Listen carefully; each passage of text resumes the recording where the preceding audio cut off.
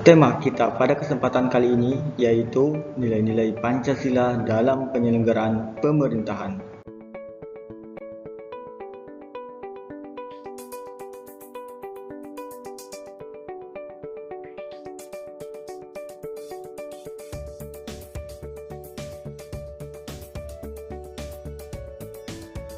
Pembahasan yang pertama yaitu sistem nilai dalam Pancasila.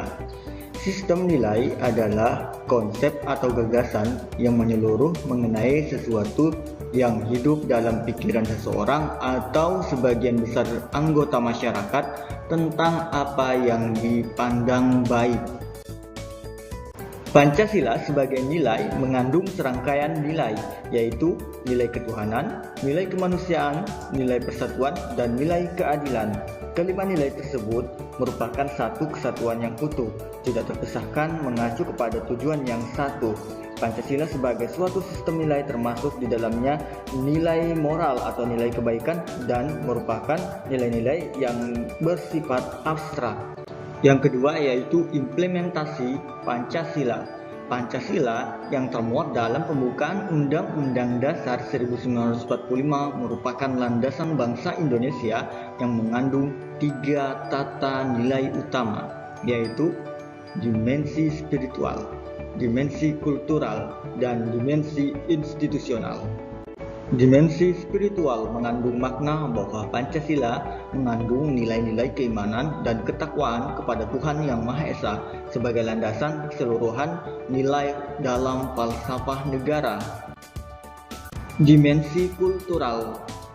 Dimensi kultural mengandung makna bahwa Pancasila merupakan landasan falsafah negara, pandangan hidup negara, dan sebagai dasar negara.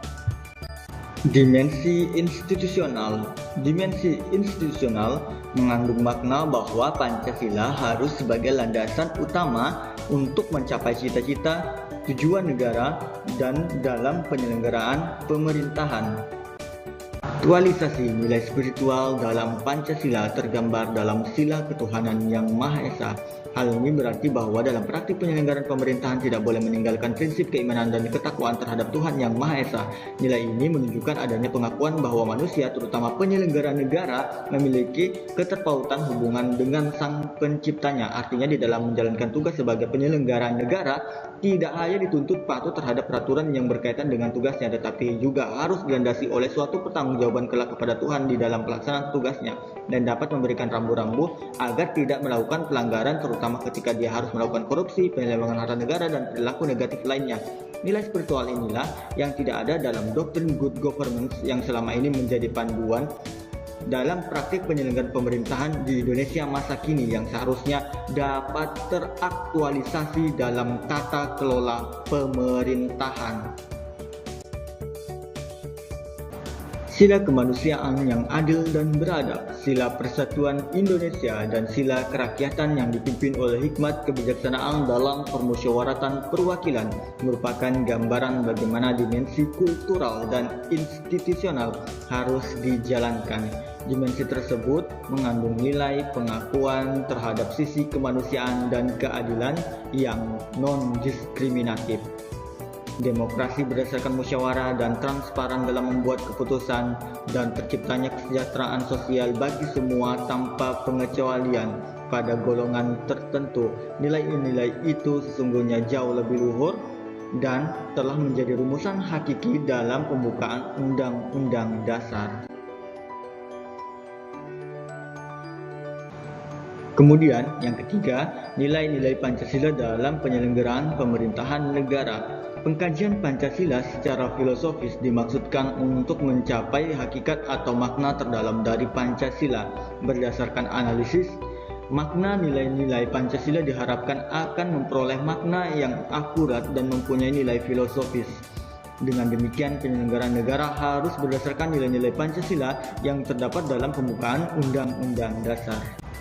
Contohnya, pada nilai sila ketuhanan Yang Maha Esa, yang memiliki makna pengakuan adanya sebab pertama, yaitu Tuhan Yang Maha Esa. Kemudian menjamin penduduk untuk memeluk agamanya masing-masing dan beribadat menurut agamanya. Kemudian yang ketiga, tidak memaksa warga negara untuk beragama, tetapi diwajibkan untuk memeluk agama sesuai dengan hukum yang berlaku. Selanjutnya, pada sila kemanusiaan yang adil dan beradab memiliki makna, yaitu menempatkan manusia sesuai dengan hakikat sebagai makhluk Tuhan karena manusia mempunyai sifat universal. Kemudian, menjunjung tinggi kemerdekaan sebagai hak segala bangsa. Hal ini juga termasuk bersifat universal. Kemudian mewujudkan keadilan dan peradaban yang tidak lemah. Selanjutnya, pada nilai sila persatuan Indonesia memiliki makna, yaitu nasionalisme, cinta bangsa dan tanah air, menggalang persatuan dan kesatuan bangsa, dan menghilangkan penonjolan kekuatan atau kekuasaan keturunan yang berbeda warna kulit, serta menumbuhkan rasa senasib dan